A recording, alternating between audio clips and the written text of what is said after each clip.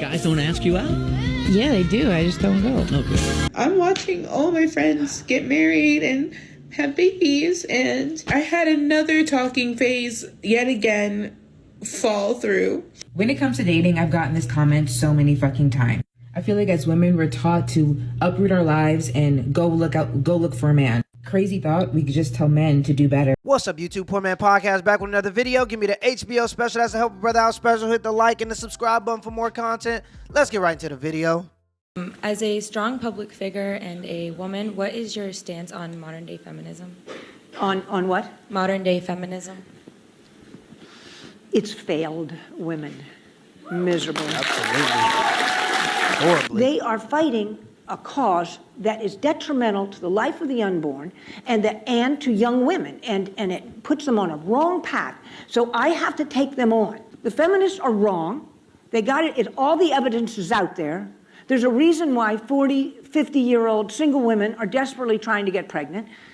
All right? There's a reason. They're all the joys and wonders of that world, that employment world, and careers didn't seem to quite satisfy their true needs. All right? They have screwed up their lives. I have story after story, and I'll tell you at lunch one or two of them. But you're on the right track. Do not be afraid of the feminists. They have nothing. They have nothing. Feminism has single-handedly destroyed the American family. Now, I wouldn't say that they're going to count that as a loss because that's actually what they intended to do.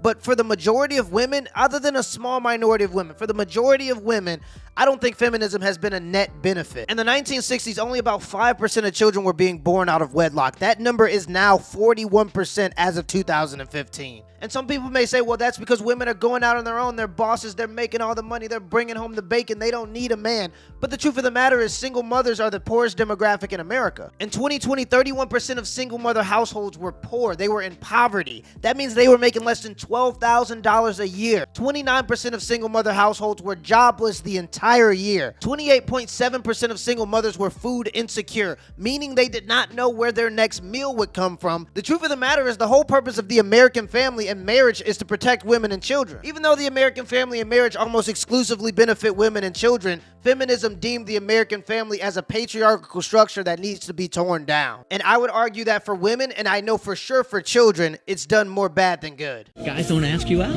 Yeah, they do. I just don't go. Okay.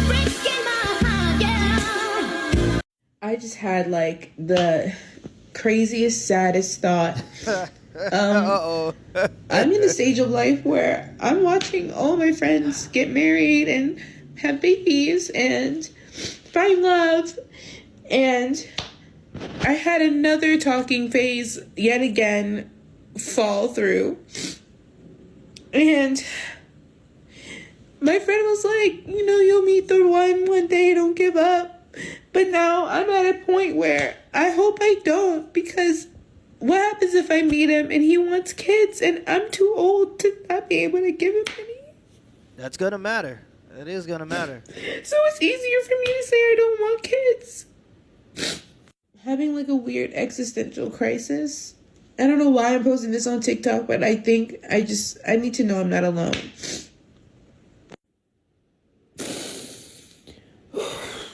When it comes to dating, I've gotten this comment so many fucking times.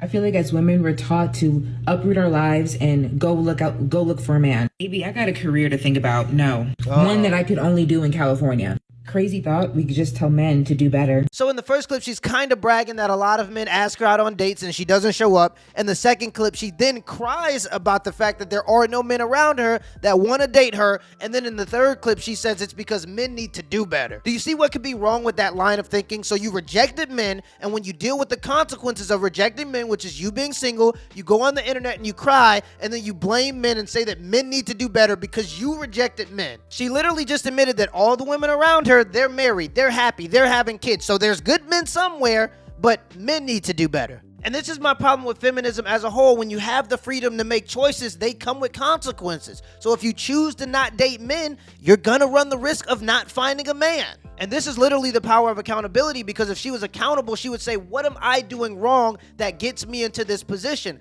Maybe it's because I'm not accepting dates. Maybe that's why I don't have somebody that I like. So if I want to change that, maybe I should start accepting some more dates. But because she's not an accountable person, she just blames all of her problems on an entire gender of people. And this is what I'm seeing more and more of, women praising these feminist ideas, but when they go out and participate in these ideas, they find out that there's a lot of consequences that nobody ever told you about. And when the chickens come home to roost, you just blame the patriarchy or you blame all men. Most young women are taught badly that the most important thing that they'll do in their life is their career, and that's simply not true.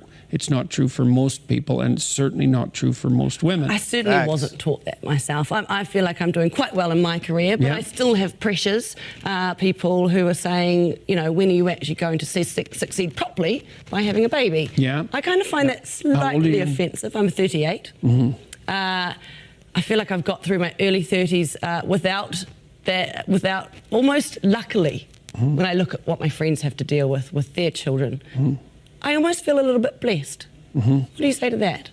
Well, I would say that it starts to get pretty lonesome in life after 45 if you don't have a family, you know, and so it's easy to consider the utility of an intense career, and like you have a very high quality career too, you know, that's something that marks you out from maybe from, let's say, more typical people, and perhaps that's worth more of a sacrifice, but you know, you're going to live till you're 90 in all likelihood, and it's not easy to consider your life across its entire span. And there's something to be said for developing a very close-knit, intimate community around you if you can manage it.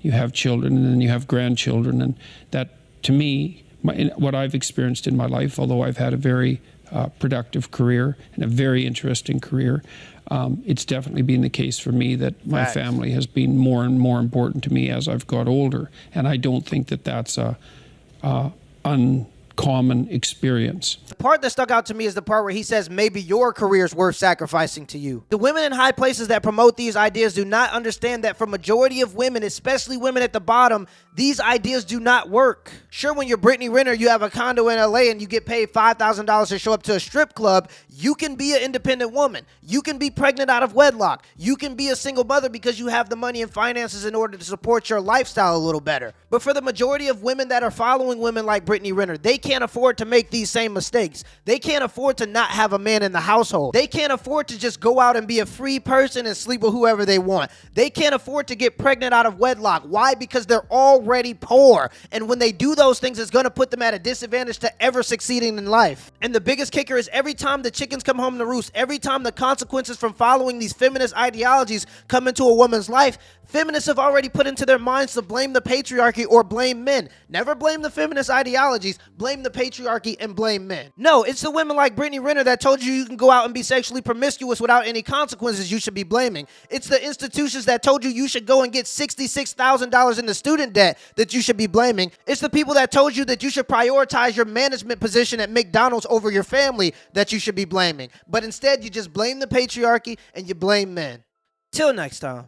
Yeah, look, gotta go get this shit by any means. Like physics, I'm no chemist, but God mixes word equating hella lyric petri dishes. Got fucked up dispositions, dropped the pen, picked up the pencil, been precise, seeming consistent. I dissect up every